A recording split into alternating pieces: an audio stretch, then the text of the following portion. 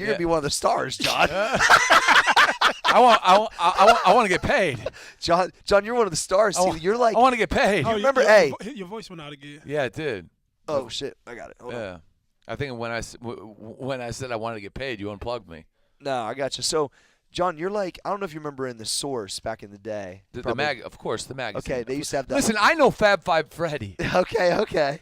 Listen, Okay. hey, they used to have this part called the unsigned hype. That was like the.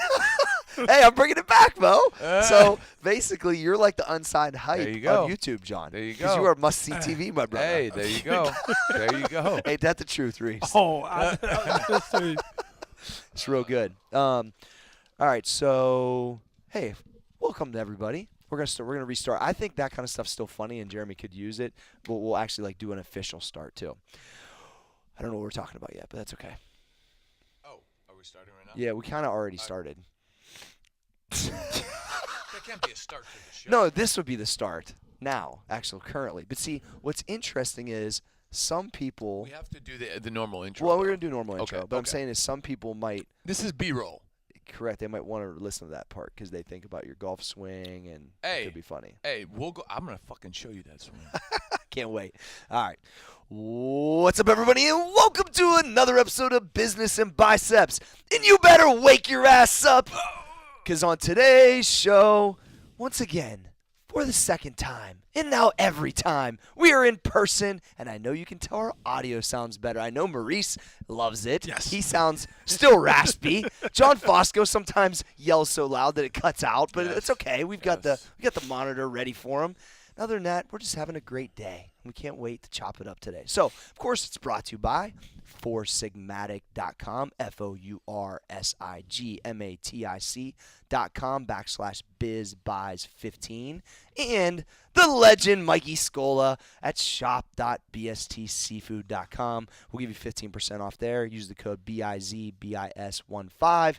And, of course, if you want to build a stack for all your supplement needs. Corey, you say "and of course" a lot. You know, you got. Yeah, I don't. You got to watch that. That's okay. Okay. And, of course, MaxEffortMuscle.com. Build a stack today for all your supplement needs. Yeah. John Fosco, you're officially been here for well over 24 hours now. Well over 24 You're basically hours, man. OHIO. I'm a veteran. Yeah, you are a veteran. I'm a vet. So, hey, I'm on my second deal. Hey, you are on your second Yeah. deal. So, Reese, he called me. When he was coming, he was like on his layover coming to Ohio. He goes, I guess I'm coming home. Like, Yeah, I'll be home in a couple hours. I'll be home. Yeah, it's so weird. Never been there, but yeah, okay. Well, Mo, you when you went to Omaha, that had to be kind of similar. Yeah. Just like you didn't know nobody, and Yeah, I mean, I've only moved twice. I moved to California in 2004, and that was a deal. Didn't expect to move to California, but once you weren't thinking real clearly at that point. No. Omaha Omaha's probably a little bit more of the a civilized Yeah. move. Yeah, no, but I totally identify when he talks about moving to a new city and you're talking about just making a new life. But also, I think it helped me, and I hate to refer to prison, but I think it helped me coming out of prison because I was independent. I had to depend on myself. You know, so I think that that's it's a cool experience. I don't care who you are. I think everybody should just go somewhere and just force themselves to live on their own in some capacity. You know what I'm saying? Absolutely. And some kids get it in school. You know, so you go to school, you live on your own. You don't really have to have mommy or daddy to depend on. But then I even think like postgraduate, just living on your own in a different space, in a different place. And I think it was cool too because I was able to independently establish relationships. I was able to establish just through the working environment. You remember Eric Crouch play football for Nebraska? Yeah, of course. He's a boss. Yeah. Did he win the Heisman? On the option? He won the Heisman. He won the yeah. Heisman. Yeah, on the option. Yeah. So Eric Crouch was out there. I had a chance to meet with him. He got to be Mr. Nebraska, basically. Yeah, remember Dr. Jacobs? Of course, Dr. Jacobs was great. Dr. Jacobs, I had a chance to meet Matt. him. And Matt Overton, Matt was out there, so I had a chance to meet some real cool people, and like to get some real solid relationships and just experience the city. So like, I don't think, and this may be for anybody in any city. I think like even John being from Chicago, I don't think John appreciates Chicago because he's seen it every day. You know what I'm saying? Very true. My point that I was going to ask you guys off of this is, do you feel like it hinders people's growth if they don't experience that. Even if it's moving to like I only moved 2 hours away, but it was completely different. Like, do you think if they stay and they're still around all their friends from high school, and I know some people don't have aspirations. Yeah, I just think it's a built-in ceiling. I just think I think you grow up a built-in ceiling. Yeah, I just think because even if you grow up on one side of Chicago and you move to the other, Well, you know what I'm saying? It's like this. So I'll take yesterday or my move here as an example. I have to talk to people for things I need that I don't know. I have to build new relationships. I have to acquaint myself with new, let's say, grocery stores. Well, I say where shopping. Kroger's is at. Right. I have to learn the roads. Yep. Everything is new. I have no frame of reference. And what I find, and I use this as the most extreme example, I was talking to my mom. I said, you know what? I think I have a frame of reference with a lot of things in life, but I had an aunt who was dying. I said, when she dies, I have no frame of reference because no one that close to me has ever died. So I'm very worried about what I'm capable of because I know it's going to be hard on me. Yeah. And I was right because I had no frame of reference, right? Yeah, when it happened, I had nothing to, guide me, right? Mm-hmm. And I think when you put yourself in these positions, when you have no frame of reference, you're kind of building up your skill set just to go forward in life. You know what I'm saying? And it's all uncomfortable. Yeah, it makes you stronger. It makes you stronger. Because I used to think not if the same opportunity would have been here, let's say, but I would have stayed at home, I would have had a built-in ceiling for sure. Yeah, but I just think when you travel and I give you a quick story. When I went to California and I ended up connected with High. Yeah. That was the first time that I've ever seen someone successful who didn't run a football or who didn't dribble a basketball. Yeah. And, like 2018, that sounds like, wow, but this is the information age where I got a point on that one, too. People see it in many different facets, but this is 2003 or 4. Yeah. When I seen somebody be, massively successful, in my opinion, and seeing them just be a regular businessman, that wasn't a big – I mean, that was a – Well, dude, success where you grew up or where I grew up, there's no 7-figure guys.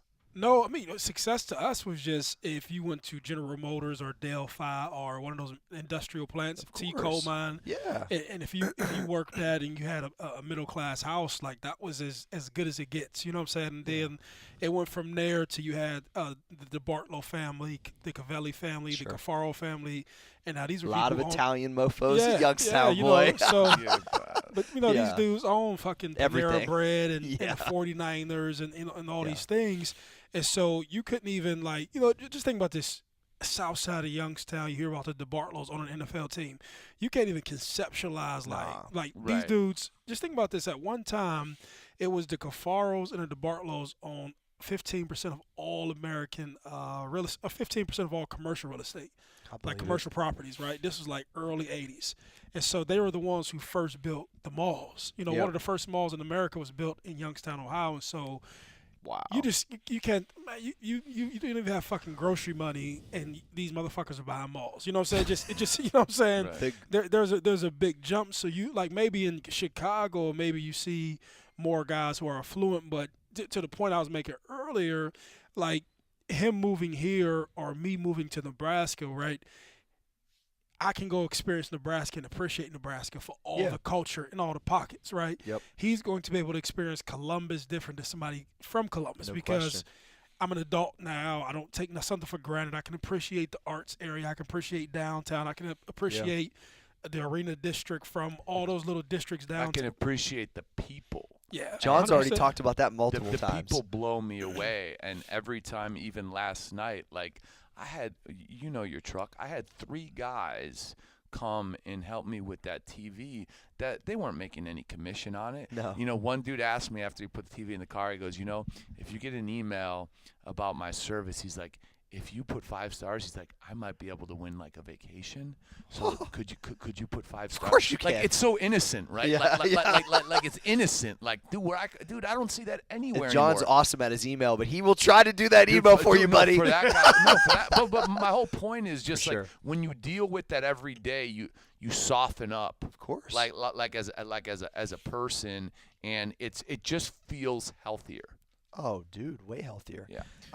Go ahead. No, go ahead, Mo. No, I can say one thing about Ohio that I can't appreciate. There's pockets of it, but there's not a lot of vanity here. No. You know what I'm saying? Like, there's no. You still feel real. It's very Midwest, man. Yeah. I mean, that's the Blue collar. It's American Midwest, like, but like you can travel to a lot of places, and there's like an extreme vein culture, and then there's like Middle America. But I gotta say, just in Ohio, you can go to Cleveland, you can go to Columbus, you can go to Cincinnati, the three major cities in Ohio. And that's one thing I can appreciate, that there's not like a separation, like a large separation of class. Sure. You know what I'm saying? Where like, you have it here and there. Mm-hmm. You know what I'm saying? But not Dude, the mass majority of people. You want to talk about, like, I learned this as I started paying attention to things more, but the most segregated city, I'll say, in the country is Chicago. It is unbelievable how you got African Americans, they stay in this area. Hispanics stay in this area. Whites stay in this area. Tourists stay in this area. Like, tourists aren't even mixing it up. Like, and it's by design. And it's been by design. And once I started noticing it, I started, like, researching it. And that's how they wanted it. That's how they gridded it. That's how they put the schools. That's crazy. That's how they gentrified certain areas. And when you have old cities like that, they don't really ever get out of it, probably. Well, and here's the thing. Here's how I started to realize it. Like, when I was like, early 20s, I would go out. I'd always be like, why is there only white people in, like, these large establishments, like bars, right? Like, I'm telling you, like, only white, like, in, like, the nice neighborhoods. And then I'm like, well, that's the Hispanic area. That's the black area. And people speak of, Cornell West speaks of Chicago being the most segregated city, and no one would think it. They'd think that would be in the South. I wouldn't either.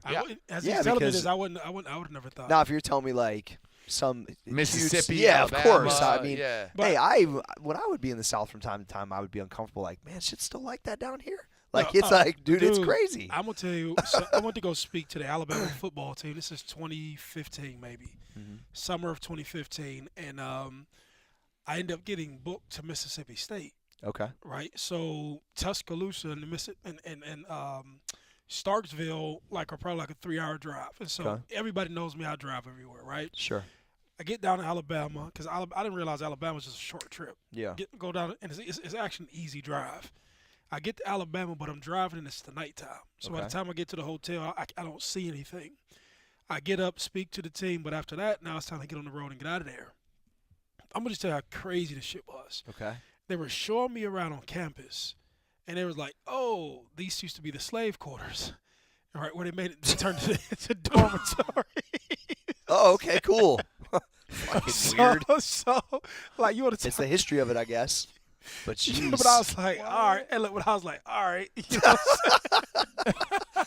but all right, I'm not going to go in there. Hey, but it was so normal, right? But so now, so just think, this is now, we drive from Tuscaloosa. Well, I was by myself. Yeah. This is the thing. I'm by myself. I drive from Tuscaloosa to Starksville. And anybody who's ever listened to this, who's drove or driven within that path, I was like, oh, shit. To the point where there was a gas station, I was like, fuck. You were rethinking whether you should stop there. I didn't stop there. Absolutely. That is so fucked dude, up. Listen to me. Dude, it was a gas station. I said, I'm not stopping here. I'll take my chance with this little 70 gallons I got.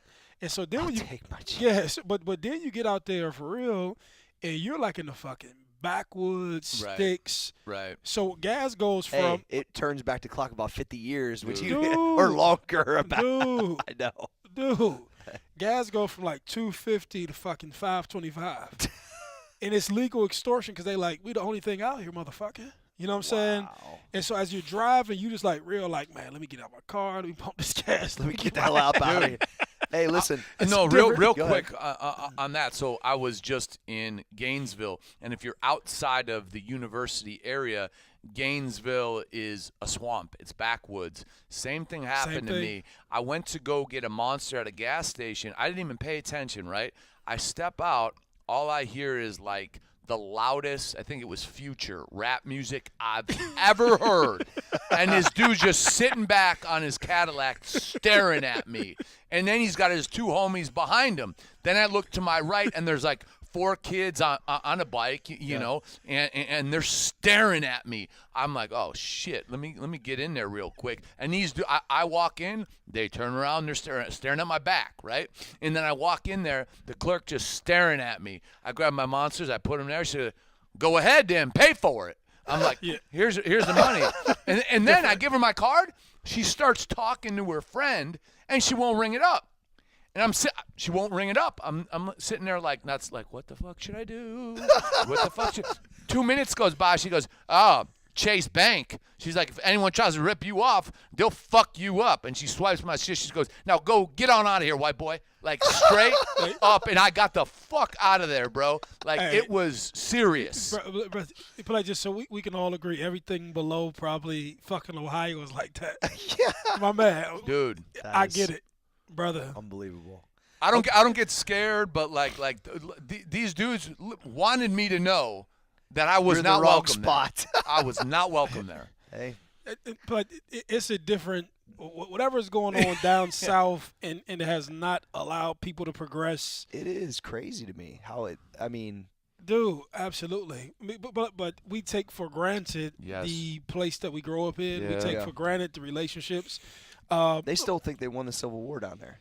Dude, I'm just fine. Everybody in the South. No, you see Confederate flags, you know, whistle Dixie, and then African Americans have to deal with, let's keep these fucking monuments up of dudes who wanted to keep us, shackled. I mean, I don't know what that feels like, but I can only imagine it. So when they see a white man and maybe they're not so educated, they might think I'm responsible for it. Here's what I always thought. What's interesting, Mo, is that I've had so many older, younger, didn't matter, just white guys talk to me like they automatically think I believe the same thing they believe.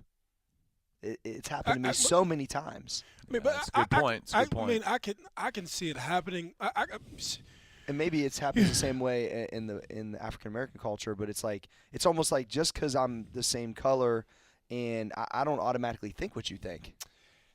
I personally believe a lot of stuff is spoken out of ignorance. You know what I'm saying? I agree with that. We look at TVs, we listen, like, so I know what you're talking about because I'll be talking to people and I hear how they classify or stereotype other people. Yeah.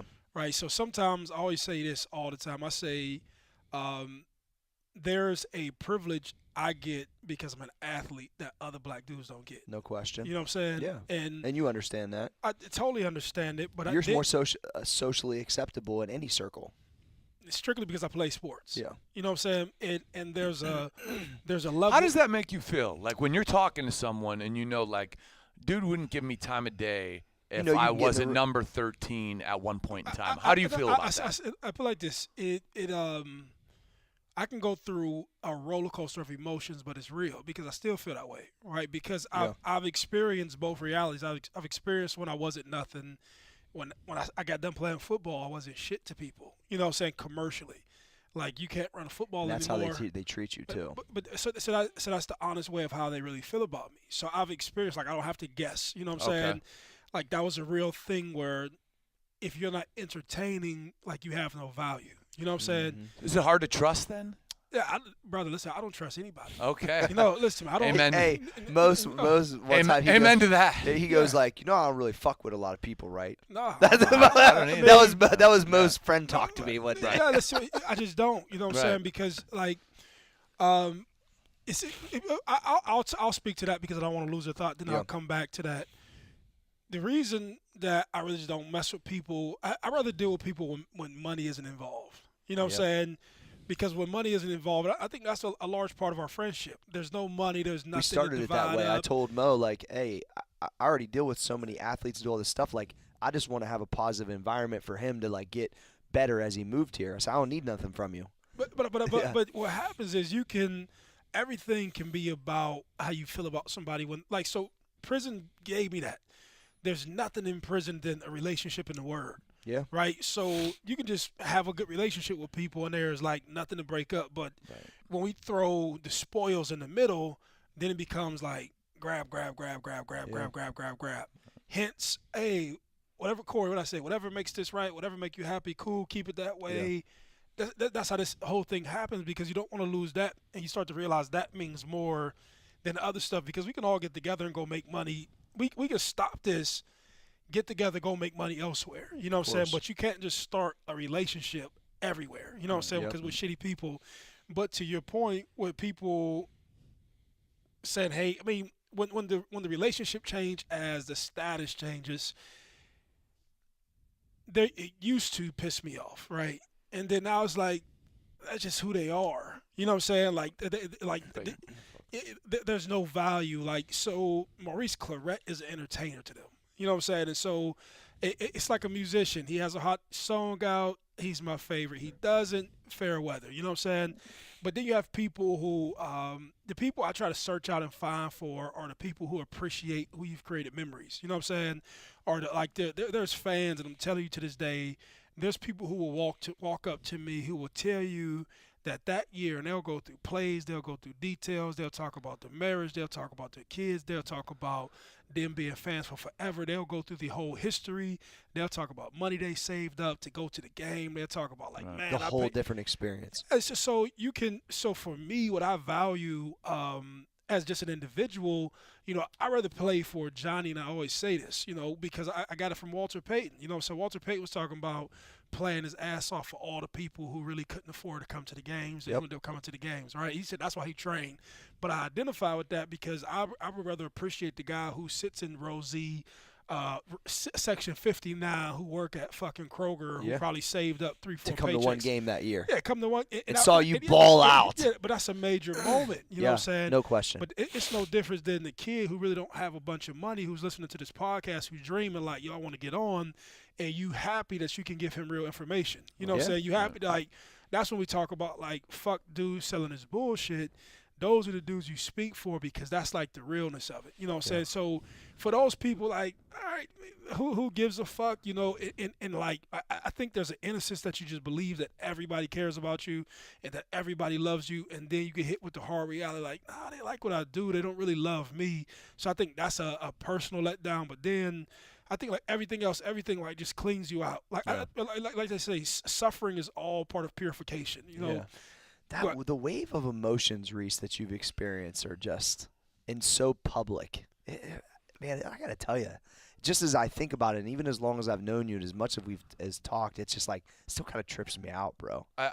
It's unreal. I just would imagine, I mean, it's coming to terms, and I struggle with this too, coming to terms with reality, right? It's like you want to believe when you're younger that people have good intentions, and hard situations and doing business show you that they don't. Like you know, when he says, I always try to believe everybody's got good intentions, but that is not the truth. I know they don't. So I'd rather think you have bad intentions and be respectful with you and have my guard up, and then if for some amazing reason you have good intentions, then I'll drop them. But you know, does the dynamic change, or let's speak in context, right? Yeah. Does the dynamic change when a dollar or money change things? Every time, right? I think. So like when it has power, money, or women involved in it, wrap those three up. Yep. I've always seen people like reveal themselves. You know what I'm saying? Of course. And so when there's an altercation, I always ask if there's a woman involved or money first. Yeah. Almost every time. I'm telling you, right? I mean, brother, listen, that's why I'd rather keep my relationships. And this is just to the viewer, the listener, anybody. I'd rather keep my relationships like centered around the relationship and make the business as easy as possible. Yeah. You know what I'm saying? Agreed. So let me ask you something on that, though. This opens up to me a broader question. John just got excited. That I believe, because I talk about this all the time. You've heard me say this. Mm-hmm. I hate money. And what I mean by that is exactly because of the way you described it. It does that to people. It reveals people, and nine times out of 10 it reveals negative parts of people. So you talk about you'd rather have relationships with people free of that. So what is more important in life, money or relationships with people? I know that they can coexist, but let's be real. It's not easy to have them coexist. But how many times does it really coexist? So like this. That's my point. But I can give you one thing that has worked for me, right? If we doing something together, I always put the ball in the other person's court, right? If I want to negotiate hard on something, I'll say what I want. But if I don't want to fuck up the relationship, like if me and you have no relationship and we just doing business, I'm defining what I want, period. This is what I want. Ain't too much to discuss after that, right? But if we have a relationship, I'll either say, hey, whatever makes you comfortable, or what do you believe is fair? Right. Yeah. So based upon your deal that you put on the table, you're going to tell me how you feel about me. You don't have to say nothing else about me, but you're going to say what we like. The value, I believe. The value that I have will be laced in Absolutely. what you offer me up. Absolutely. So once I do that, I don't have to directly tell you how we feel, right? I can just go ahead. Okay, I know how he feels about me, because they say wherever your treasure is, your heart is. You know what I'm saying? And so.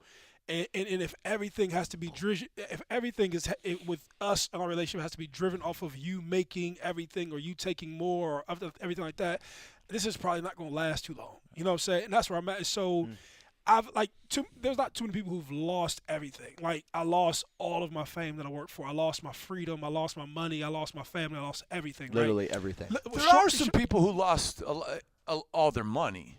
You know, when they made it, because a lot of people, when they make it, they don't know how to manage it. They think money's there to be spent. I mean, we see it with athletes. I think we see it with a lot of business people. I mean, they go up to lose freedom on top of it. I could see that. You know, the point I was making, that to lose all that and then to realize like I lost it, but it really ain't nothing. The stuff that hurt the most was the time spent with guys when I was building this stuff. And then now I don't talk to Corey anymore. Right, now they're gone. Now they're gone. So right, I'm nothing to them. Man, we can go get money. We can go Right. if I want to, I could just go knock door to door. Hey, can I cut your grass? Hey, can I cut your grass? Over a period of time, I'll gang money, and then I'll get a crew, and then we'll cut grass, and we'll shovel snow. Right. Like I can get money in the most menial way. This is America, right? But what you can't get is when you sit down with people. I think that me and Corey have a relationship. And I'm going through shit through life, and I think that Corey is somebody I can confide in and build up, and there's a brotherhood and there's time spent. And what hurts the most is when those things break. You be like, damn, like what was that? I thought we was like cool, because like when you first start off as a kid, just think about the friends that Alex may have. Yep. You start off as a kid, you play, you get a relationship, you believe that you're friends. So even though like as an adult, you like it sounds like we were talking about yesterday, like things are trivial, kid like. Like you think that, oh shit, I got a friend, you're not my friend. Like kids in school get mad. Like my daughter comes, like when her first year came to school, like it hurt her feelings that she didn't have any friends yet. You know what I'm saying? Mm-hmm. Like, oh, I've come to a new school, I don't have friends. You know what I'm saying? I think as an adult, you still want that. Even though we want to be super independent and super everything, like I still believe that people like I want it's human. I want a real fucking friend. Right. You know what I'm saying? Yeah. Like whether I'm having success in life, somebody can look next to and laugh and joke with it and say, "Oh man, it's some shit." Remember the times? The problem is, the reality is that it's like 5 or less. Let's go 3 or less. Yeah. So I try to. Alex is a good example, because at 7th grade level it starts to get a little bit more serious, just socially, right? And even starting younger. But I said, man, honestly, don't take any. I just preach, don't take any of it that serious. You ain't going to talk to probably 3 to 5 of these people the rest of your life anyway. And I know he don't all the way get it, but he's like, for real, Dad, like you don't. I was like, I talked to like maybe 5 people I went to high school with, not because I don't like them. Just Right. because life happens. Yeah, it's but just the way it life- is. life- It's just the way it is. Life happens, and that's what's so hard. So don't get wrapped up in that little bullshit. And I know it's 7th grade, you're not really going to get it, but dude, I'm going to keep preaching it. Because when that click starts happening and that pressure starts happening, even though that's part of it and I get it, because we all went through it, but it don't really matter. Yeah, it can't be. Hey, when you get out of high school, the slate is clean. That's why the dude, I always talk about the dude that was kind of geeky. Now he's the one that's managing everybody, because he's the one that was getting the money. So it's like shit changes, bro. That fucking slate's all the way clean. Sure, but like there are people I'm sure you went to high school with. I know I have one friend in particular that last the course of time, and For those are sure. the people who I believe what you said.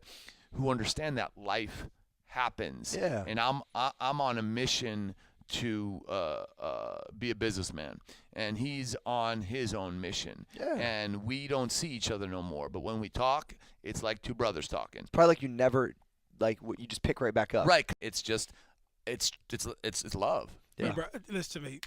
The situation you're describing is the situation my guy getting out of prison after 18 years. And there's like, I'm talking about so he spent all that time. We would talk periodically, and it'd be like I wouldn't feel no bad way. Reese, I need some money. That'd be the longest call. Yeah. And I wouldn't even like, okay. You know what he's going through, so you're like, of course, bro, I got you. Yeah. Like, catch up with me later. But now that he's about to get out, we talking on the phone like we've been hanging together for 2, 3, 4, 5 years. So this was your friend from high school. This is my best friend since he was probably 7 years old. Like he grew up in your neighborhood. He was like your neighbor. We're talking about like literally down the street. Put like this, we were riding bikes and shit. Every class, 3rd, 4th, 5th, 6th, 7th, 8th grade, we're in all the same classes. Wow. Play for the same little league football team.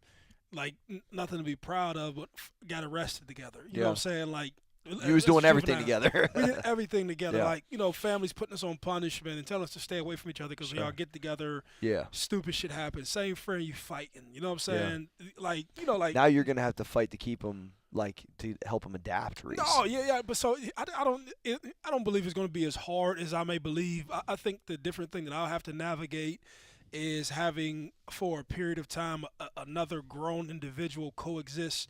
And I want to be intentional, one about helping him be successful on probation because that's a deal, and that's something to navigate once you get out. Like John's been locked up for 18 years. He has to come out here and like going to probation is a thing. Like that's a real live schedule he has to get on, but then integrating into the world. And so I'm fortunate because a lot of guys get out of prison and. Yo, John, I got some drugs for you. I got some weed for you. I got some dope for you. Let's go fuck some women. Let's go to the club. Let's party. I'm fortunate that I don't have to offer him that. You know what I'm saying? And so now I can say, come around me for a while, get adjusted with me for a while, and just even understand does he even have a skill set to apply somewhere. Yeah. You know what I'm saying? That's so great. That would be so scary for him, probably. Yeah, but I want him to know, like, just like anything else, I think there's something that both of y'all have or seen inside each other. Like, if nothing else, he has my back in this and I have his back in him. I want to instill to him, like, yo, you ain't out here on your own. Somebody because like through desperation, people do desperate shit. You know what I'm saying? Like, yes. You can feel like, fuck it, I ain't got nothing to lose. I ain't got nobody to depend on. I ain't got nobody to call me. Yeah. You know what I'm saying? So I just want him to know. It's easy to let your guard down then and just get yourself in trouble again. So easy. Simple shit. Oh, when I lay my head down, because like what I'm trying to get him to come down here. Yep. And put him up in a place, help him adjust, get his little groceries together. Get his get him some shoes, clothes, just simple shit. Cool, Mo. You feel where I'm coming from? I think that you'll get so much. I mean, especially because it's been your homie for so long. Yeah. That'll be a good feeling to be able to help kind of shepherd him back into the world, basically. Yeah, but like this, but my expectations is just not to get him here. Yeah. For him to believe that even though this happened in my life, I can still go be successful. So of course. I think the dream is sold wrong to a lot of guys coming from prison. I think it's like, and it's even to guys in recovery, but this is what we preach, like, bad shit has happened. As long as I get back here, I'm cool. No, you're still living. You still have a lot of fucking life to live. You still have dreams. Those dreams will never go away. So you can start at any point. That's the takeaway. Man, some people listening right now, Mo, are think, well, I'm already and 31. Don't limit. I'm already There's 31. no I can't. You're saying this dude been gone for half his life. Dude, here we go. But could still progress to what level? So look, it's limitless. Warren Buffett didn't have money until he was 48. There you go. So listen to me. So I mean, that's crazy. So think about this. He got his first $100,000 in his first real deal, $150 from 2 doctors to invest at fucking 48. Right? This is 48. Wow. So when we sat down and talked, yeah, he's like, I just have done this in the last 30 years. He was 78 when I met him. Wow. So he's like, I'm feeling good. Yeah, I'm feeling. You hear where I'm coming from? That's crazy. I just done this in the last 30 years. When you started to see me on Forbes, this was the last 30 years. His overnight success was within the last 48 people think they're done. People think they're done, but so to my guy, for me to sell this to him is to say, hey, yeah, these things have happened to you, but it's perspective. Okay, It is perspective. So what did you gain from this? But to tell somebody you can gain something from this that you can leverage for something else. So, like, just because you've been to prison or you come out, it doesn't like merit the fact that you can't learn something new. Nope. Or that I watched an interview last night. So when I was in the car, I watched the interview of Akon about taking light to Africa. Like he has 16 million homes that he's brought light to in like Electricity. rural areas. Electricity, Wow. yeah, electricity, right?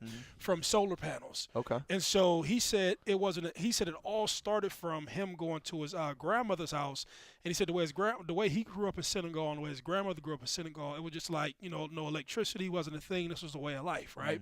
And so he said as he became famous and got rich and got money, he would go back and be like, Grandma, you know, like, I understand you want to live like this, but let me get some amenities. And he was like, if you were lucky, people can have a power grid and then give you electricity. Gotcha. He said the power grid was so far away that it would have been a fortune just to do that. So he's like, how can we do the whole village? Come to find out, it would have been another fortune. So what ended up happening was he's like, okay, how can we just light up not just only this, but a bunch of rural areas? He went to China, hooked up with some investors through his billionaire friends, and they gave him $1 billion line of credit from China. So what ended up happening, they were supposed to do electricity for 1 million people, but they ended up doing it for 15 million now. Oh, wow. And they're through all of these places in Africa. But what it was, what sparked me, and it shows you the power of positive thought, keeping your enthusiasm high, keeping your heart in the right space, how different opportunities come. So he said, I knew nothing about this industry. He said, I'm an entertainer. I just wanted to help people get light. And so he said the biggest takeaway for me was that I didn't even know about this thing in the last 5 years. But it's so massive that this thing, he said, I'll make 1 billion times more money doing this than I did ever entertaining. Right. But it's to say that I think Akon's like a power like a power plant or something. It's crazy to me. Just think about. I love it though. But think of things that we may not know that we may not do. There may be something 5 years from now that we get into that we didn't plan on being into, but just since we're in business, it comes. And the message I'm going to preach to my guys, like, no, you're not. There's no 5-year plan. That's why. But you don't have to get out of prison and just be like, I'm going to work at Walmart and that's it. Yeah, no. You know what I'm saying? You want to be successful as a kid. You wanted to dream. You had dreams in the penitentiary. You had all that stuff. They're still alive. They're still alive. You're still brother. alive. Exactly. We have to activate them. I think people think with social media too, especially that at 26, if they're not looking like the person that's perceived on IG, that they're done. Wow. The pressure cooker right now is bad. You know what? It's real bad. And people get it's like bad, they give. I don't know if they can give themselves this. I don't know if that's the right term, but they get depressed from it because they put so much pressure on themselves that they're not there yet. I believe they need to understand that they sense? create it, though. They created it. So that's not going to change in our society. I think it's social media is going to keep getting worse. It is. But worse. the only way to combat that is as individuals understand that we control it, because that's just a thought. It doesn't exist. So it could defeat you if it's everywhere, right? Sure. Like, oh my God, everybody. But if you choose to not participate in that thought and identify it for what it is, then you're free of it. You know what I'm saying? Agreed. That's really the only way to combat it, because you're right. It's just going to keep building and building and building. And we're seeing young people, I'm not saying in our organization, but young people in general, who would rather be featured on a social media post than get paid or get an opportunity that yields income. And that shows you how fucking ass backwards some of the youth are. And I just want everybody to understand it's only real if you choose to participate in that way of thinking. How do people get out of their own head though, John? Because I think that's probably one of the biggest problems right now is they're just they put in that it's that like I've talked to multiple kids that are like basically college age, and they're just like so worried. Right. So worried about so it. I'm just like, fact check it, right? I can't even get it. I can't. I have a really hard time identifying. Okay. But also, I didn't have anybody that thought I was going to do anything. Sure. So the pressure for me was no one said Corey's going to be a doctor. Like, but you know what I'm saying, Reese? I mean, Absolutely. No one expected it. The expectation was nothing because no one really thought what I was spitting was going to happen. But if we're talking about social media, you have to fact check it in your own mind and say, okay, the society says that if I don't have this many followers or I'm doing this by the age of 26, I'm nothing. Where the fuck in the world is that a fact? Yeah, I know. It's you create it in your own head. Right. So if it doesn't exist and it's not real and it's not a fact, you got to just use a little fucking common sense and There be it like, is. this is how it feels. But I ain't seen anyone source that shit as a fact. So I'm not going to participate in that thinking. Well, you know what I think happens though. I think there becomes this, and I'm guilty of it too. I think it becomes this fictitious belief in your head or the story that you make up that I have to be impressive to other people, or that I have to have X car to get X girl, and have to live in X house to be perceived to my friends as a 100%. Do you think it's just that's just But- insecurity? But like this, but I think we picked that up in life. I would do a survey with all young dudes, probably not the young dudes in here because I think they may have been conditioned differently. That's why they probably came sure. here, right? But we can go. Let's go across the street. Let's go to another business. Let's go to Kohl's, right? And let's just get a 10-person survey on where people think they feel they should be, and Agreed. what it recognizes it or what it validates about their life. Be know- interesting the matchup, the amount of personal development that happens within our organization, the amount they're around, the change in mindset and fall off would be, I think. I like this, brother. So this is the norm, right, for us. Yes, but that would be. But I never thought about it like yeah, that. no, but I'm thinking of these kids, and I'm just thinking about myself. So I don't ever not try to not identify what you're saying. So I'm younger in my head. I gotta be MTV cribbish. So MTV Sure. Cribs was Even though half of them don't know what that is. yeah. Even though like that's my IG. Yeah, of you know course. what I'm saying. That's I'm thumbing through that, and so. But what I'm saying is that this narrative of let me push this success that doesn't exist.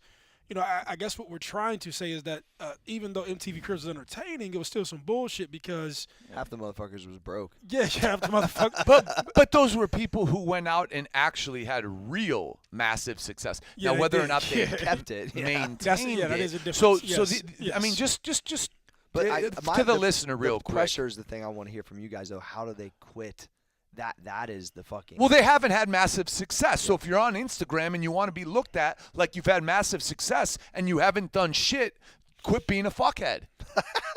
No, just There it is. quit I being agree. fucking stupid. Yeah. Because you're setting yourself up to have low self-esteem. You're setting yourself up to have other people look at you, and then when they find out who you really are, you are setting yourself up for fucking failure. You haven't done shit, and that's okay. So I think- When I was fucking 22, I hadn't done shit either, except for fucking get in trouble. Yeah. It's okay. Stop trying to look like someone on TV, because you're not. Yeah.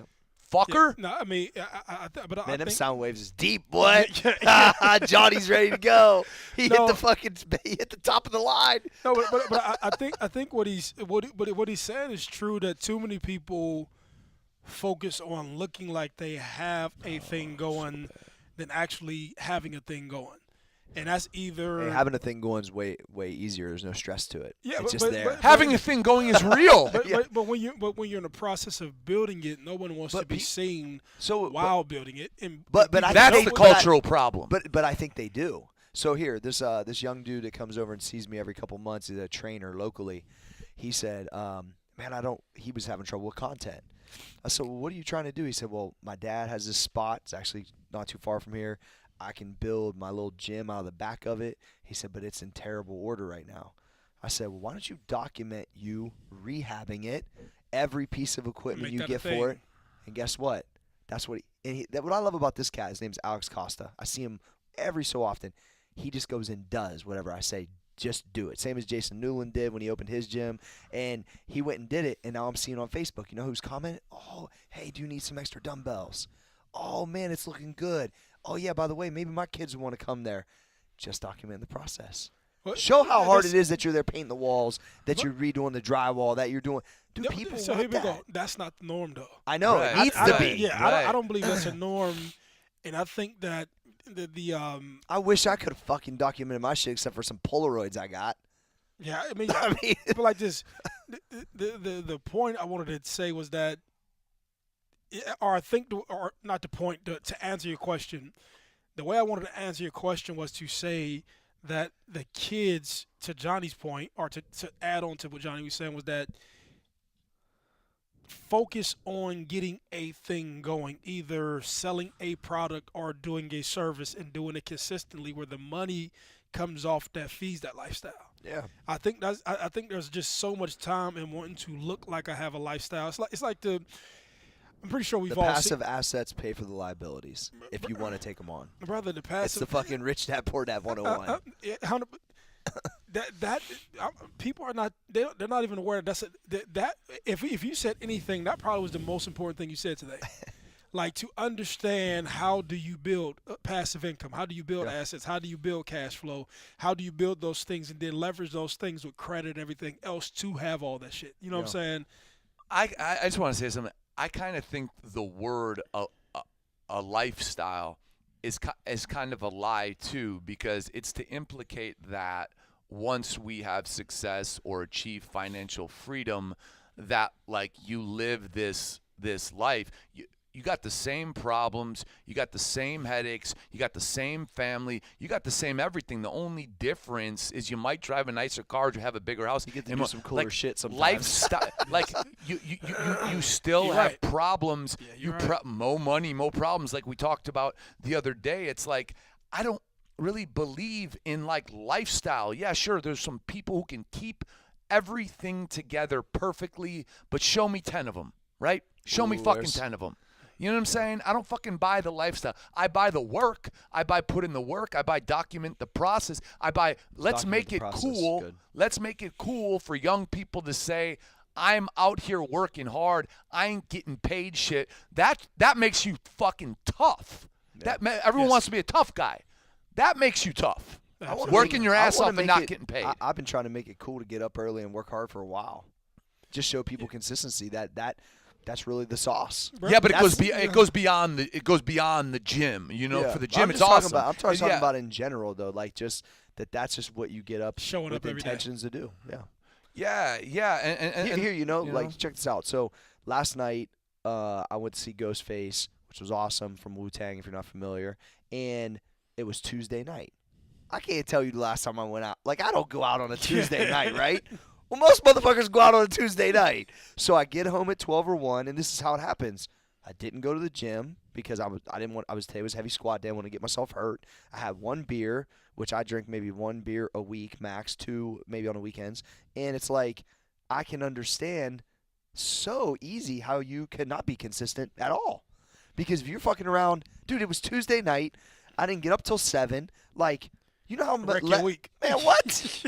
I done missed my heavy squat workout. I'm 2 hours behind on studying my personal development. I was kind of scared you guys were going to bring some deep shit today. I wasn't even ready. Like, you see what I'm saying? Like, But if you say most people go out on a Tuesday night, anyone who's or listening, happy hour on a Tuesday night. Okay, like, okay, you know what I'm fine. saying? If you're Whatever it is. listening and you don't have what you want and you're not successful and you're not happy and you're going out on a Tuesday night, that's why. That was Yes. my point, and that's what the first thing I thought about as I was coming home last night at 1 o'clock. You was coming home at 1 o'clock because you was out speaking. I'm coming out because I was like trying not to get a contact buzz on the stage. But at the end of the day, it was like I just got it. I'm like, look, I'm older. I got kids. I get this. I'm not gonna go out and be running around. But I realized like this is the problem. Bro, This is the problem. Listen. I feel less productive today. I'm about to be more productive after this, but Well, I hear you, but I just think most people, and I don't want to call them, I don't want to call them soft, but I think They just probably are. this is serious. The process of people not conceptualizing the idea of that I'm about to commit myself to something, and all of my time and all of my energy and every waking moment and everything I'm doing is committed to making myself either build this business, getting myself better, or just fucking or consistently. see, I don't Like, understand the other thing. That's what I noticed about myself yesterday. brother. That's when you It felt so foreign to me. Yeah, I was like, but whoa. we're the exception, not the know, rule. I We're know. trying to speak to Agreed. the rule. No, I agree. I love the point. I agree with that wholeheartedly, and I think it's just like everybody. I think there's a level of self-importance that defeats that process. That says, well, dude, yeah, I'm trying to build this, but it's my girlfriend's birthday weekend. Yeah, Like, I'm not going to do this, even though it's scheduled. It's my girlfriend's birthday weekend. But here we go. So animated. Yeah, I hope you got that yeah, good you on know, camera, I Jake. I got to get her cake. Yes. I have to pick it up at 4 o'clock. Yes, every single person can find. Please, Look, sorry, Mo. look, every single person can find a convenient reason as to why they don't want to do There's what they always. do. You can find everything you want to. It can be your course. mother's birthday, Christmas, Halloween, Easter. It can be fucking Passover. It can be fucking Ramadan. It can be Always something. everything that you want.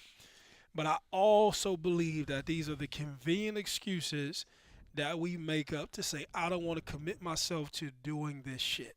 Takes And you off the because path. it's very easy to show up on game day, throw your cleats on, fans in the stands, run out the tunnel, Right. be cool. That's always cool. Motherfuckers don't want to lift weights. Motherfuckers don't want to watch film. Motherfuckers don't want to make all the hard runs at practice. Motherfuckers don't want to condition. Motherfuckers don't want to practice catching the ball. Motherfuckers don't want to practice It's running the routes. separation. Brother, It's the separation. It's the fucking separation. I'm just going to give an example of yesterday because I think some listeners might think, oh, we haven't made it or whatever. Yesterday, I was tired as fuck because of 10 days of moving, this and that. I don't have a bed. I'm sleeping on a floor with literally like a sheet, right? So we handle our business here. He's cuddled up by Bambino. I know. His wiener dog. Me and Corey are talking. It's like, you want to go to Ghostface? I'm like, I got to get my body right, my mind right, so I can come in and do this and work. I go right to fucking old school gym. I get a workout in. I fucking go get a fucking TV to set up so fucking at 5 o'clock when I'm eating, I can like connect my PlayStation to it, right? And I go to bed at 7 o'clock. And I go to bed You went at to bed at 7 o'clock. I went to bed at 7 o'clock. That's impressive. I went to bed at 7 o'clock, and I could do whatever the fuck I want. I should have gone, to the Ghostface concert. I'd love to, but I want to be ready for today. Yes. That's why I did that. Yes. I knew he was gonna say no, but I still like just in case. But I knew like he was so out of whack. I'm like, John needs to go to sleep. Yeah. I would have felt like a bad friend taking him last night. Yeah, I mean, but you just know the process of adding discipline to your life Yeah, you and got how it. it makes you feel the next day, and literally that is the fucking separator with everybody. You know, that's what changed it for me, Mo. Is that between drinking or going out, being tired, I just like feeling good. I mean, I think that honestly, in clear-minded, I think that obviously it always roots in training first for me, but the rest of the day it sets it up, right?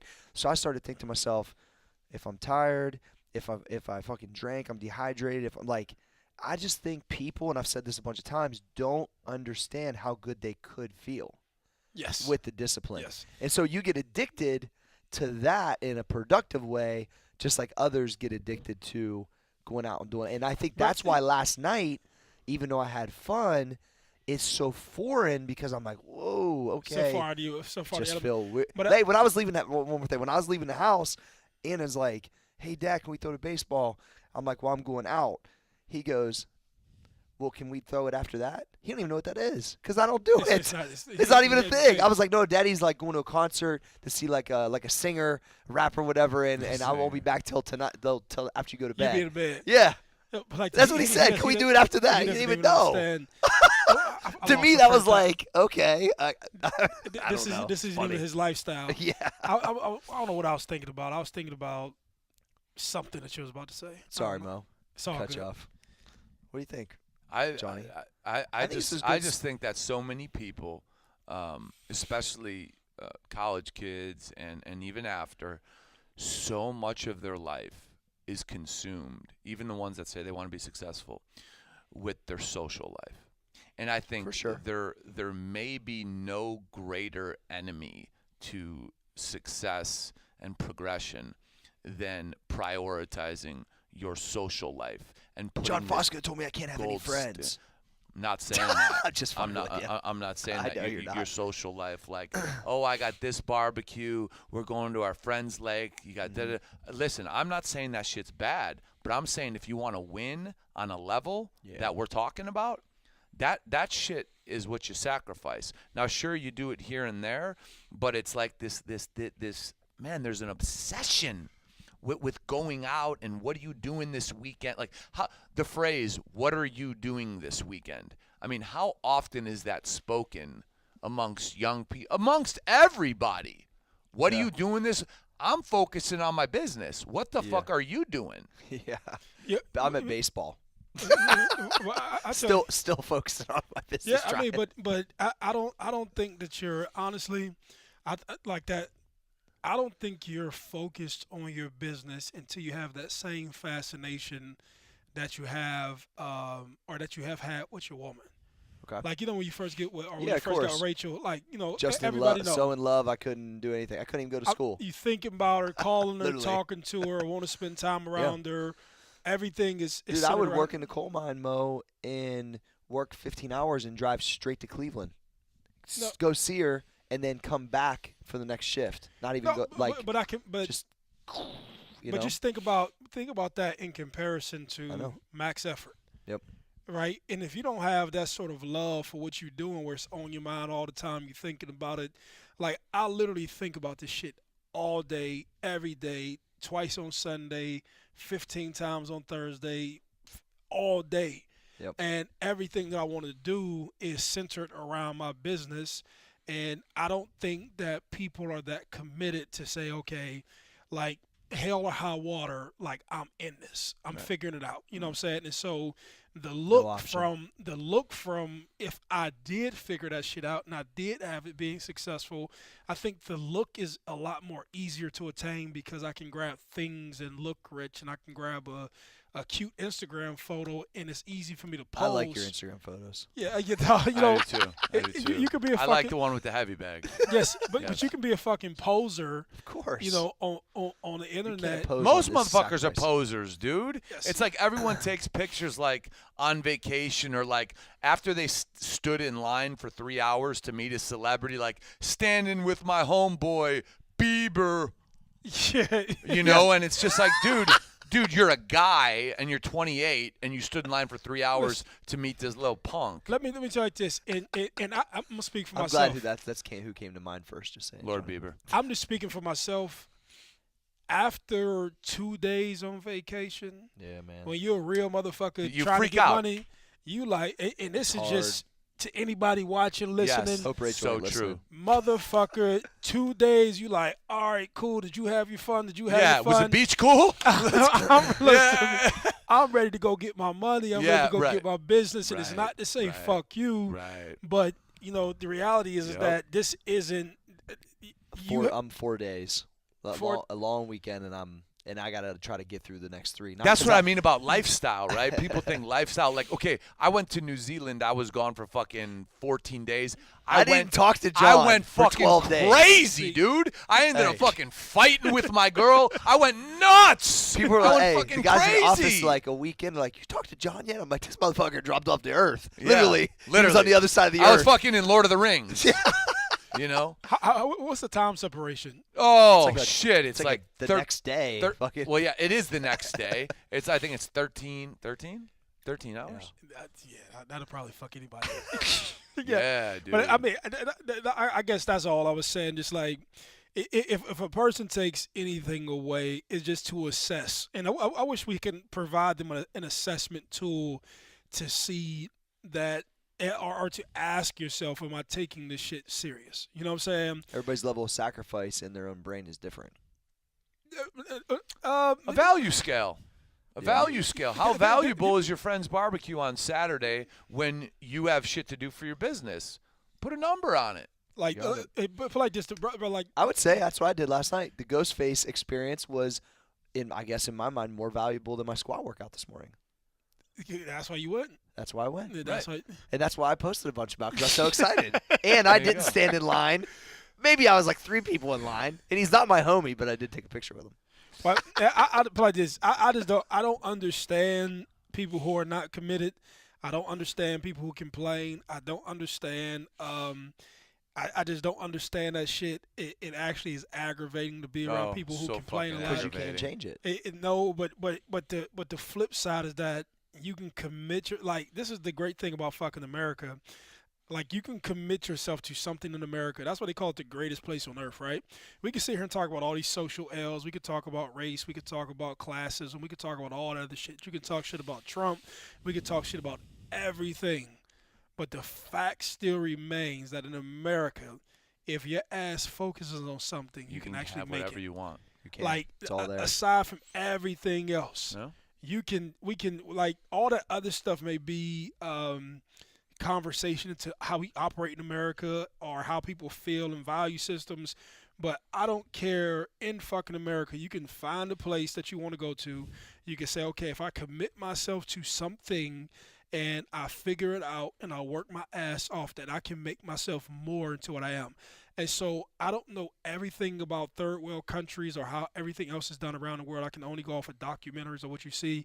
That option isn't the same for everybody. You know what I'm saying? Take it for granted. And the fact that, but you respect this. You have immigrants who come over here whose sole focus is to build lives, and they build lives Love and that. they pass Americans up. They crush. You look at America. Oh, man, listen to me. You have these Asian communities who dominate. Oh God! Dude. Dominate medicine. I Man, mean, listen it's to me. Medicine, unbelievable. Because they're coming here engineering, with intention. brother. But here's the IT. separation. Yeah. Here's the separation. I'm not coming to be on Instagram. Right. I'm not coming right. to be. They don't give a fuck. No, but they're building something. Yeah. They're building something like California. Dude, I never listen. Check this out. I never built Instagram. My business did. It just happened. The business was first, and Correct. then It just came. When I turned it I, on, I, hey, when want to share something about immigrants when- real quick. So when I was just at my girl's graduation in Gainesville, I got the pleasure of meeting her father, who's a successful guy, and he has this notebook. He opens up this notebook. It's a big ass notebook. He speaks Mandarin. I can't understand it. I'm like, what's this notebook? 18 years old. I think he's 50 something. Every single day between the day of 18, his birthday, 18, his father taught him this, till today, hand recorded every expense, and he grades if that expense. I'm talking buying a pack of gum. he brought it with him. Every day, because we go out to dinner. So every dime day, this dude is spent every since he's been 18. fucking dollar, every dollar in his book. What? And Never heard of that. That's supremely diligent. Dude, Supremely diligent. Maurice is excited. I can see it. Look at him. Yeah, He's locked. he owns a bunch of factories throughout Southeast Yeah, he Asia. owns They shoe make manufacturers. shoes for like Diesel and Burberry, and his father was a really smart person, and this is something that he passes on to his children. But they say if you can't take care of a penny, you can't take care of a dollar. Fuck yeah. But like this, so they're like, the fact that he may be one of a few, right? I don't think that's the science. I think the blessings unlocked from having that diligence and stuff that he's learned from level that of discipline. practice. Think about this: when you go to the gym, it ain't about lifting the weights. It's about all the other shit. I think when you put discipline, like remember like fucking cartoons and sorcery, you do something that's like the magical gifts after. I think that's what discipline brings, right? Yeah. You get disciplined at one thing and all this other shit just starts to sorcerize your life. You're like, man, I can't explain this shit. I think that's like sorcery. That's why I always think discipline's rewarded just in its own way. From I think from the universe. Yeah. You know, I believe that you've shit. disciplined yourself, but I think it has to be humane discipline. Yeah. You know, so it's something that supports the world, something that supports your family, something that like even to a large degree, like that's why I believe like in like these fucking holistic approaches. Like I think I'm so connected to spiritual people because spirituality like transcends all this like fake ass religion shit. You know what I'm saying? And I don't want to say that because I may disrespect people, right? I don't want to say. Well, there's a lot of fake ass religion shit. You didn't call out one religion. You should be good. Yeah, I mean, but check it like. It's not one particular. It's guys who have monetized religion that kind of bug me. The monetization of religion in it, that's what turns into something else. It doesn't turn to God. But I think that's why I may be so connected to people who just genuinely want like better for the world. Yeah. You know what I'm saying? That's why like I had a guy who get mad. I had a politician who got mad at me. Like, oh, he didn't really get mad at me. He was like, oh, basically, why didn't you like sharing my shit? And I say, well, I don't really do Democrat Republican. I'm not an independent. I'm not none of that shit. Yeah. If Corey is kicking some shit that I like and Doesn't matter it what makes sense, I don't give a fuck what he is. White, black, fucking coal miner, football player, businessman. I like what the fuck he's talking about. Right. If John is kicking some shit, you care about the fact whether he's Democrat or Republican. Right. Yeah. I don't. That's the problem with this country, right there. People break down into sex and all, not sex, sects, and all they care about is hearing the same shit. Well, I only identify with Republican views, and they don't even give the other side a chance. Yeah. They don't even give other people a chance, and that's why, I brought this up the other day. My mom said, this is the most divided. She's 73. Yeah, that's why the country's the most divided since civil rights. And she's like, I would just vote for people people. won't listen to other side. I don't know. I'm kind of the same I way. mean, but even to that point, and I got to get going in a few because You're good. The irony is that I'm going to go talk to politicians. You're so fucking political. Yeah, but I'm a Democrat today. yeah, but like just. I think having the ability to not be so consumed with that shit, you know what I'm saying, and not to identify based upon what somebody else has made up in thoughts that are imposed by two different views. You know what I'm saying? Right. And independently feeling comfortable that I don't have to align my thoughts or my thinking with anything other than with how I feel and how it affects me, and being conscious that the peers that I have, right? So it's said in America, right? Mm-hmm. If you're black, you're supposed to be a Democrat, right? Yeah. I'm supposed to be a Democrat. I don't think Kanye is. No, I mean, I'm just fine. Did you hear what he said about slavery?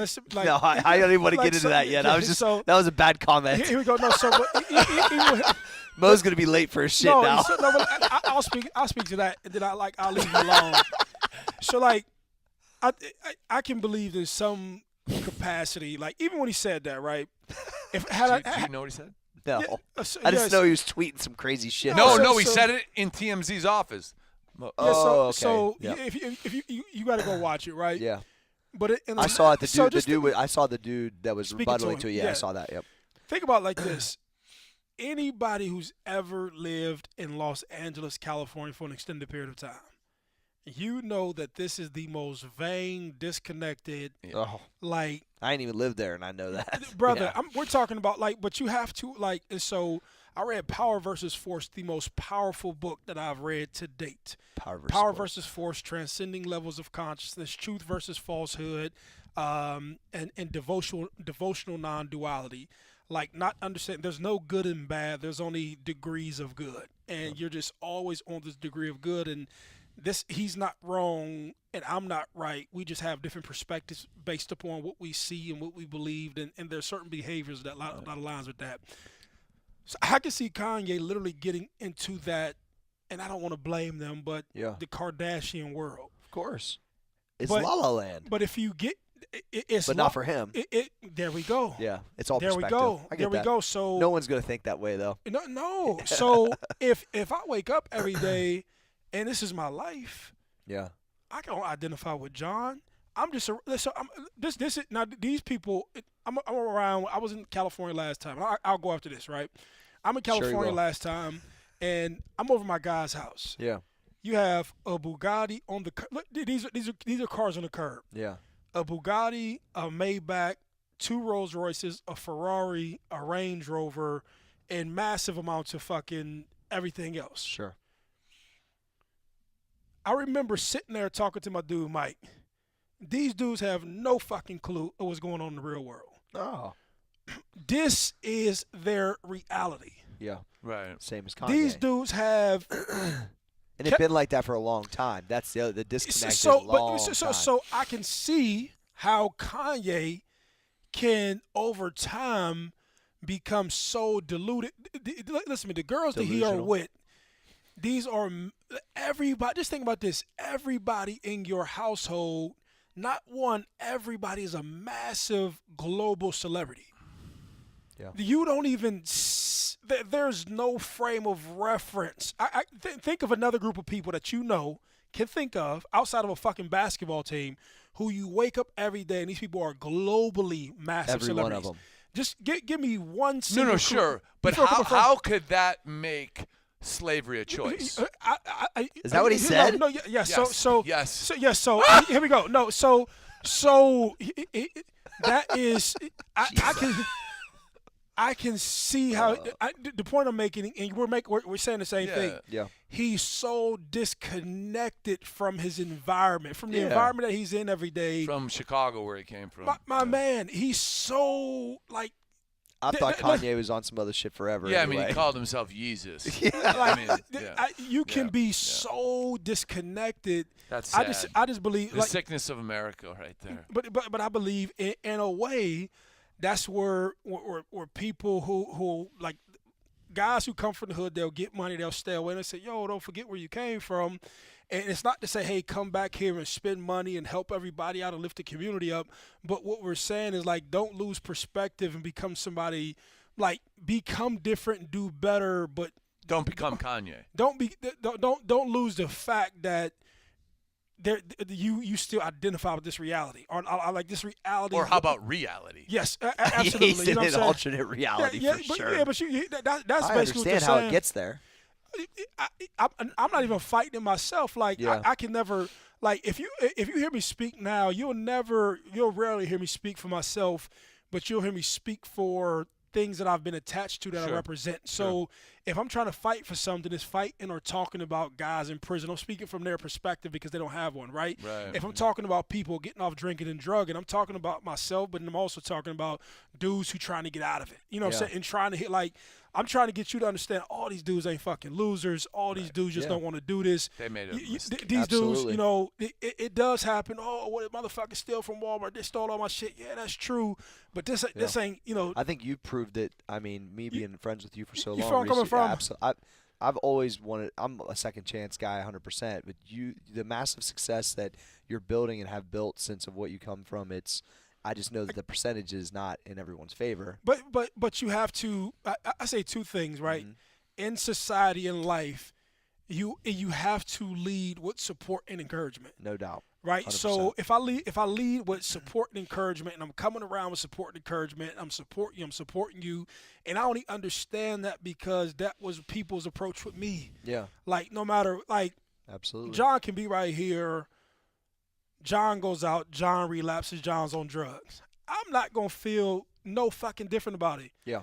I'm going to say, get up, champ. Come on. Let's go. All right. It happened. Day. I can put like this. I got a dude. I won't name his name. Dude works with me, and I know he's trying to fight to get off drugs. Okay. So you understand drugs, relapse is a part of recovery. Yeah. So he relapses. All right, man, come on. Let's go. And I can tell when he relapses, and he can tell. He knows but I need him to know that I'm holding him accountable to me. Sure. So, okay, come on. It's cool. You know what I'm saying? It's cool. Come on. Right. Come on. So, but when these relapses happen less infrequent, he's letting me know that he's trying. Yeah. That's life. That's life. That's life. Move forward. Right, here we go. That's life, right? We can't get stuck here, even if it's yesterday. Because, Let's go. But this is what people have done to him his whole life. Every time he fails, stupid motherfucker, bitch, told idiot. you. When is there no room for the tough love then? Listen to me. There's tough love. Look, I think come on, champ, let's go. It is tough love in a way. Because if you're taking them into the gym, or if you're taking, that's not easy for somebody in that position. I don't mean to speak for you. But I think that is kind of tough love. You get where I'm coming from. Yeah, dude. If you drag me into a gym after I relapse, that'd be tough as fuck. Listen, but I'm saying you have somebody to help you out. You're not here on your own. You don't have to feel desperate. Real support. Dude, I'm talking about motherfucker hit me up 3 a.m. Do I feel like getting out the bed? No. All right, cool. Look, but I feel like I'm reinvesting back into my life the way people have helped me out. Hey, what's going on? Hey, man, I'm going through some shit. I was going through this. Okay, I'm talking to it. Hey, you know what? I like this. He was going through something the other day. I'm halfway down the freeway. I said, man, you need me to turn around? I'm willing to beat all the way off my path, explain to my woman why I'll be home a little bit later. If you need me to come get you, I'll come get you. You can come sleep on my couch. You know what I'm saying? But I want you to know that in your journey, you got somebody to help you out. You know what I'm saying? People don't think alone. That helps a ton. Oh, They don't believe brother, they're alone. brother, listen to me. Yeah, it's everything. But what would I be if a person didn't say, "Ho, come get me"? Ho, Right. come help How me many out. people has it So taken, Reese? true. Think about it. You know where I'm coming from? It's a cumulative of So how true. many. But think about this. So all the people who have helped me out, the best way you can reinvest back into the world is to give what you have gotten. No question. Right? You know what I'm saying? And so whatever that's worth, what anybody can take from it is to have, and I think that's why I love unconditional love, because I give it to friends, right? So that ain't about no money. That ain't about no closing no business deal. That's nothing. It's nothing more than I have a friend, and then when he gets through what he gets through, and he ultimately maintains a level of sobriety where he's cool, he's and he's not doing it because he's on probation. He's not doing it for he's not doing it to get custody of his kids. Like, for him to, like, a lot of guys like are sober because of some external reason, because of some punishment, right? Yeah. To get sober, to say sober, to understand how I feel, to feel that I'm feeling good, and to be there because I want to be there, dude, is the ultimate thing. And that, to me, right there, You better people leave talk the about. mic, Mo. People talk about. You better be a kicky No, mouth. honestly, people talk about legacy in business. That right there is a real legacy, because if you're leaving your mark on people when they were at their lowest, Yes. and you were the guy saying, "Come on, you could sleep on my couch," when it's your time, and they're never gonna forget you. I know, but like this, I'm giving back to what people have given to me. Right, I'm and telling that's you. the cycle of life. And I think people, I think You it's a understand the great point. blessing of it was to get. Brother, listen to me. You gonna be here? We go. That, and also the reason I think I'm so cool and so tough and so hard is Fucking because love this. I believe I'm somebody without anything. Yep. Like, I've not had nothing, and I have not had an inkling of confidence waver about me. And for me to be always accepted from people off of what I do, how I make them feel, and I don't have to get my pocket to get friends. Dude, y'all ever seen bitch ass dudes who have like people Yo. around them only because of money? Yes. You know where I'm coming from? And so, and you Saw a said, lot of entourages last night. listen to me, and you would only like you only are with these people based upon what you're giving them. Yeah. Dude, you're a fucking lunch. You're a bitch. People are only around you because of the fucking Because wallet. you're taking care of the fucking because drinks. listen to me, you're a whore. You're a Yeah. pimp. This is all you are. That's But so because a person's fucking like, true. you want to be around me because I got a personality. I can make Yeah. you laugh. I'm cool. And I feel like just the strongest motherfucker in the world, being able to just be Maurice my. could bottle up this confidence I'm and feed telling it you, to people. Boy. max effort confidence. Yeah, there you go. That's the next product. Yeah. Sell this Yeah, shit. come there. Come look. We Come gotta in that draw shit. some Wait, blood. what is the formula? I got this It's one. Maurice's blood. I It's his got blood. this one. Hey, Fuck, out. hey, what's Take it that? out. It's the tiger blood. What was that motherfucker? It's- Charlie Sheen. Claret blood. I'm telling you, but this is what I'm telling you. Go give me a man. needle. Dude, I'm telling you, but this is Yeah. the shit you walk around, because I don't have to pay for nobody. I don't have to run a touchdown. I don't have to kiss no ass. I don't have to be a Democrat or Republican. I've been able to take basic trials and tribulations that people have had in life. I've taken them, got my ass kicked from them, got back off of them, didn't make an excuse, didn't blame anybody, didn't do nothing. If I didn't have it, I didn't have a problem asking somebody for something. You feel where I'm coming from? And so my friendships they don't revolve around money or listen to me, my woman, right? As much stuff as we've been through together, through the ups and downs, when I didn't have nothing and she's back at Walmart shopping, and I know that the person who I sleep next to, good, bad, or indifferent, and half the time I'm the problem, right? Good, bad, or indifferent, she's not with me because of what I can do for her. You feel where I'm coming from? She's stuck the whole time. Dude, this though. is 13 years How or many so. reasons you give her not to? A billion. Fuck. but this is what I'm saying. Like, so for this to happen, for this to be a real fucking thing, is like, people don't have this shit. You know what I'm saying? Before you go, Okay. just say. I was gonna go like 10 minutes ago. Hey, before you go, expand. Don't blame anybody, because everybody blames people for their circumstances or a circumstance. It is. How do you get rid of, for the listener, stopping blaming anyone and taking everything on yourself? Dude, you can always identify in every situation your responsibility for something happening. So, prime example, I can get mad at, I'm gonna just go through a timeline of my life. I can get mad at the police for arresting me when I was a kid, or I can be like, motherfucker, you shouldn't have been breaking in the house, stealing the car, and do what you're doing. I go to Ohio State. I could have been mad at Andy Geiger. I could have been mad at Jim Trussell had I not taken those illegal benefits. And I don't give a fuck that we believe college football is unfair. These are the circumstances. These are the rules. You signed up. This is the only option, regardless of how you feel. If you want to go change the rules, go change them once you're done. But while you're here, these are the rules. Had I not been in that situation, I would have never seen that side of him. You know what I'm saying? I go through life, right? And so had I not put myself in that situation, allowed that to happen, all that stress that comes from it, all that letdown, all that depression, I would have been a better person. It wasn't my friend's fault for going out to nightclubs and having sex with women and partying. That's what they wanted to do. It wasn't they would say, oh, he's around a bunch of bad people. No, I accepted these people in my life. Like I allowed You made the these choices. I made the choices. I allowed these guys to come in. Yeah. That was me, right? And this is just maturity because most people don't want to say, like, if something bad happens in max effort, nobody wants to say, like, this was my fault, right? Or the weak people don't want to say, like, damn, I made a bad deal. Or, yo, this product that I sold that I was really on you for, like, it really ain't shit, or it's not performing the way it's supposed to perform. Nobody want to say that their idea was bad, but to say it for something external is one thing.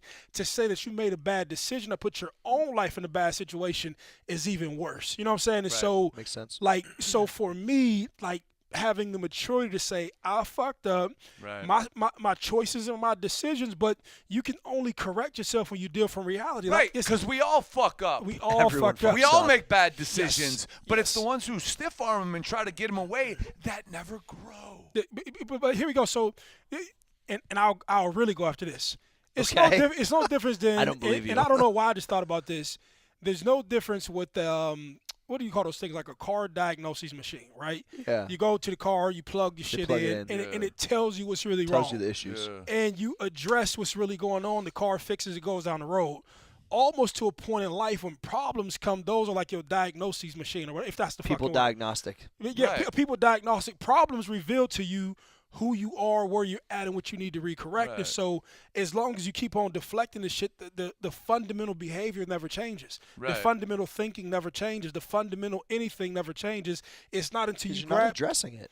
You're not. You're driving with a fucked up transmission, and you're just waiting for it to fucking explode. Yes, and literally that's all that shit was. And you accept it, you get over it. You say to yourself, like, this was a hard thing to say. At 30, I'm broke. That's a hard thing to digest as an adult, to say, I'm broke and I have to start over. And so, like, literally, I have to start over. Even though my peers have more money than me, they have more cars than me. Everyone knows my name. Listen to me. I have to start over. Right. That would be probably one of the weirdest things, Mo, is to be that known, especially in your area, but to not be able to have what people think you maybe should have, I guess, right? But like this, that would be weird. It was the most uncomfortable situation. It would have to be. But the biggest blessing, because this was the first. Listen to me. This was the first time I had to go sell myself to people. Right. I had to put myself out here to people. Yeah. Uncomfortable. And humble yourself to the ultimate degree. Oh, but here we go. But now I'm able to sell. Now I'm able to talk to people. Yeah. Skills. Now here we go. Now I'm building skills. Yep. Oh, so all these other guys who are popular don't have personalities. All these other guys who are popular. Yeah, they're forgettable.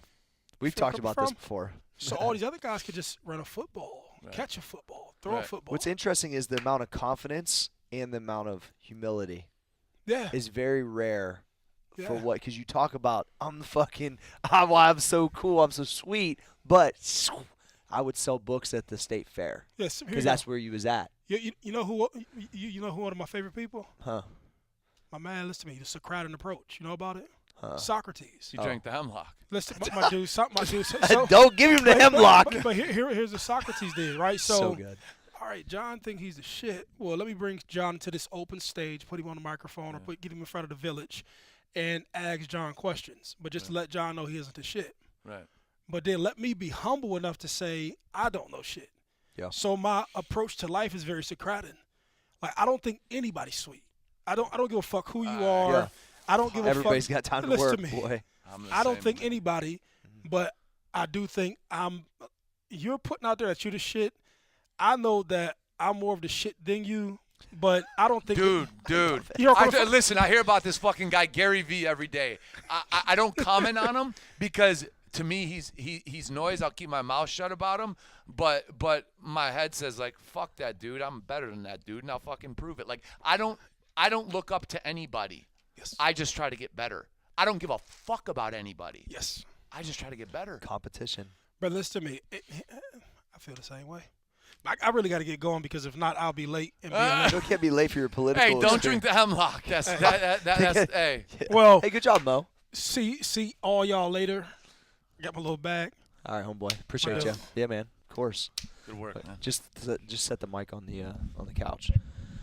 Man, in person is fire. Oh, jeez. Mo don't want to leave.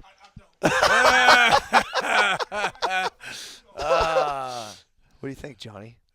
Hey, we kept the hemlock out of it. I think we're safe. It's so crazy how the dynamic is different in person, isn't it? Oh, we can't stay on a topic, but it's in a Well, good. I swear, it's as in the a good listener, way. well, yeah, it's in a yeah, good way. I think it is. We're just freestyling, but we're hitting on some shit that people can, I believe, relate to. Do you think it's more relatable in person? I think it's way more relatable. I think, put it this way, if there was a topic of a previous episode that didn't speak to you, you may not listen to it. I think in person, we hit on so many things that you're just going to relate to some of it. Yeah. Because I know I was kind of thinking, like, is it easier to listen to this way? Not just because the audio is fucking tremendously better, but I think it is. I think it is, and I think they could. Oh, we don't know this. The numbers don't say this yet, but I think they can feel the difference. Yeah. Right? Because I know we can. Oh, this is awesome. Yeah. I'm so glad you moved here, John. Me too. You think, right? Right now, so far it's been good. No, I believe it. Yeah. I love it. All right, sounds good. So let's wrap it up, Johnny. Let's do it. So they must subscribe. They don't want to miss this stuff, right, John? No, man, you guys got to subscribe. And the one thing, man, I got to ask you guys a favor is when it comes up on your cell phone, hit that cloud, because if you just play it, we don't get a download. We just found this out. Right. That's how all Top 10 podcasts- podcasters Exactly. just We don't learn know how to use it. Shit, but we'll admit it. So when that thing pops up in your phone, hit the cloud for us. It's really easy. Your phone will download it in like 5 seconds. That would mean a lot, and we'd really appreciate that. Absolutely. And support who's supporting us. Of course, it's brought to you by, John, it's brought to you by shop.bstseafood.com, Boston Sword and Tuna, and our boy Mikey Scola. You can use the promo code BIZBIS15 and get 15% off of your fresh East Coast seafood delivered straight to your door overnight. To your door, John, right in Columbus, Ohio. Right to my door, and I always go with the lobster, man. A lobster. You know? Of course it's the lobster. And we have also Four Sigmatic, FOURSIGMATIC.com/BIZBIS15. Four Sigmatic has an amazing array of mushroom coffees that are really good.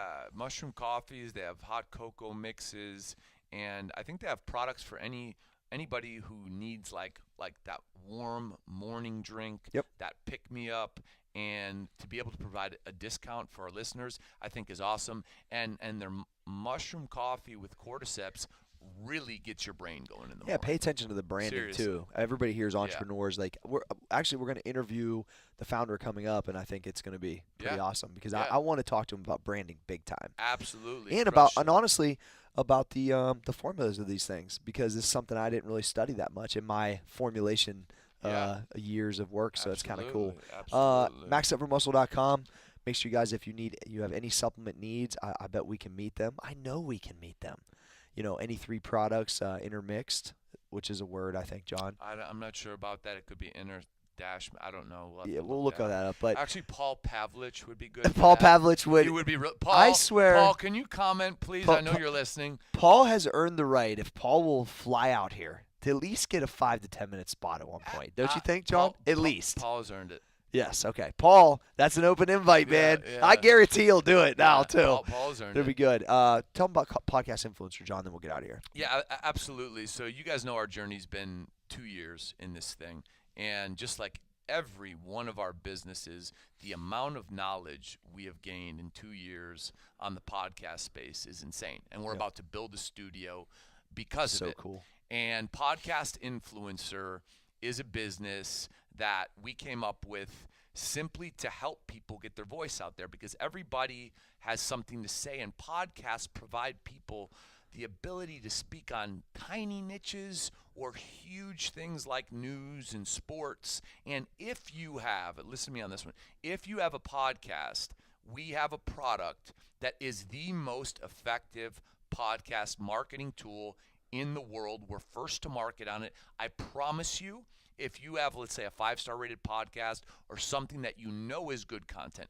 you produce it well, but you just can't get it up the charts, you just can't get it seen, reach out to podcastinfluencer.com. We got your back. Absolutely. John, I know Maurice isn't here, but can the podcast be stopped? The podcast can't be stopped!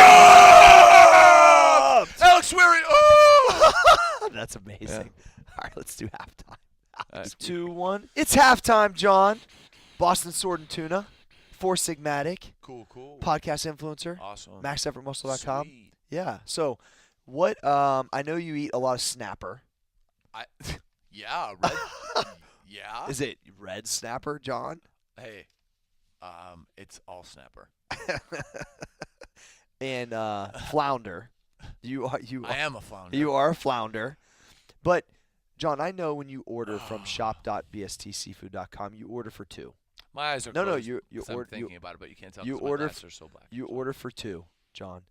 And you use the code I order for BIZBIS15 and get 15% off. So I know what I you do eat that. because I know you eat lobster, live lobster, John. Or some But- would say Mike Skull might call it a lobster. Lobster from the Yeah. monster. Yeah.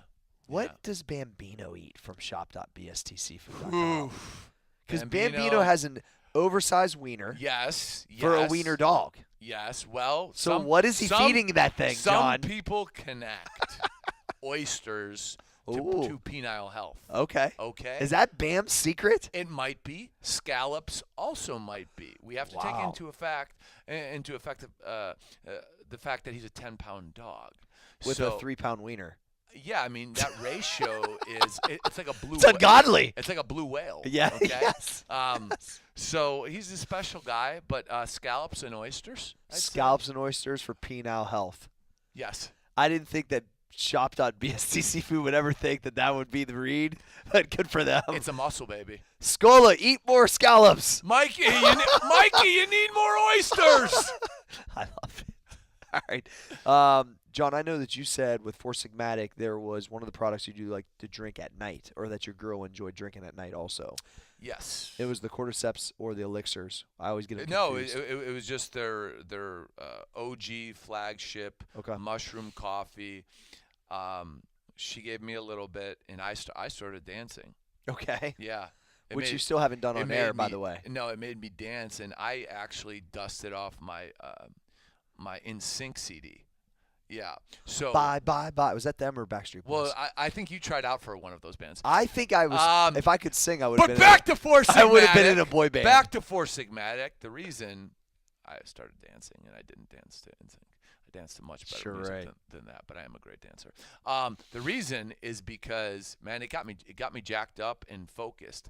We're not talking the shaky stuff. We're talking focused, and it has a really unique taste. And I'm not a coffee drinker, right? Yeah, So me neither. it's something that I might put into my routine as a non-coffee drinker. But if you are a coffee drinker and you can get this at a 15% discount, you're paying outrageous fees anyways at Starbucks and all these places. You have to try Four Sigmatic. Yeah. FOURSIGMATIC.com and to redeem the code /BizBIZ15. Yeah, man. It's interesting Seriously. because, when I tried it, I expected for it. It tastes different than coffee. It really, it's smooth. It's like, I don't know, because I like coffee, Yeah. but I don't drink coffee on a regular basis. So I like. Well, I it's view this a because little. you drink more pre-workout at one time than any human being ever put onto this I don't planet. believe that's true, John. Corey, I know it to be true. And then you chase it with energy. Yeah, no. But I like cocoa. So I like the hot cocoa mix at Four Sigmatic with the cordyceps. Very nice. So I think I would check that out. So once again, they want to give you guys 15% off. Four Sigmatic, FOURSIGMATIC.com/BIZBIS15. You drink coffee already. Why not try it? Try Four Sigmatic. Try Four Sigmatic. It's cool. MaxEffortMuscle.com. Of course, we helped. We've been. We help the world. We do help the world. We help the world get muscles. We help the world get jacked. Yes, we do. I mean, in a just drug-free jacked. way. Do drug-free lifter. I mean, Hey, yes. you know what? Random time to talk about it, but the round table we had about stuff we got coming with Max Effort Muscle yesterday was pretty cool. The ideas that were flowing in the office.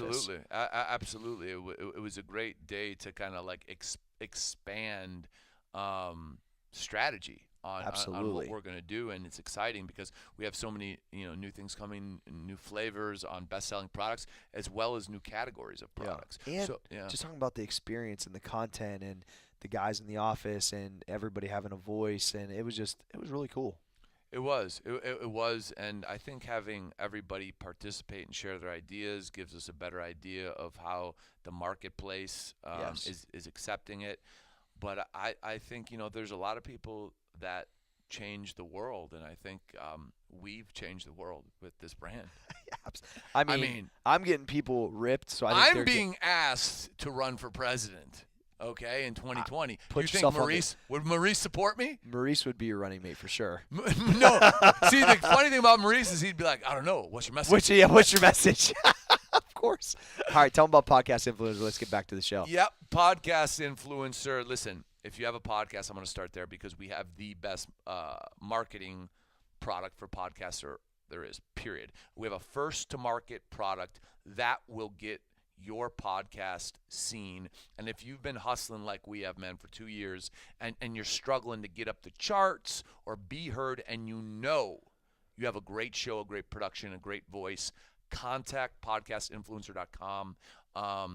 We do have something that no one else has, and it does work, and we stand behind it. It's just like Max Effort. It is a quality business that brings quality results, and you can go to the website and see what other services we have as well. It's pretty cool. Yep. All right, let's go back to